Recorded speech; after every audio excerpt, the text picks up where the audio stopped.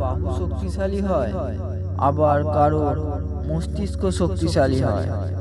শক্তি, বল, সামর্থ্য এই সব কিছু আমাদের সবার মধ্যে রয়েছে।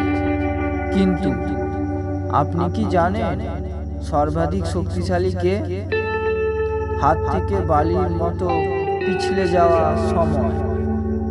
সময় সময় চাইলে রাজাকে ভিখারি করে দিতে পারে, আর ভিখারিকে রাজা। সেই জন্য কখনো কারোর পরিস্থিতি দেখে তাকে অপমান করবেন না, কারণ যেদিন সময়ের চক্র ঘুরবে সেই দিন পরিস্থিতিও নতজানু হয়ে যাবে। আপনি শক্তিশালী, কিন্তু সময়ের থেকে বেশি নয়। তাই সর্বদা সময়কে সম্মান করুন, আর সর্বদা অন্যদের সম্মান করুন।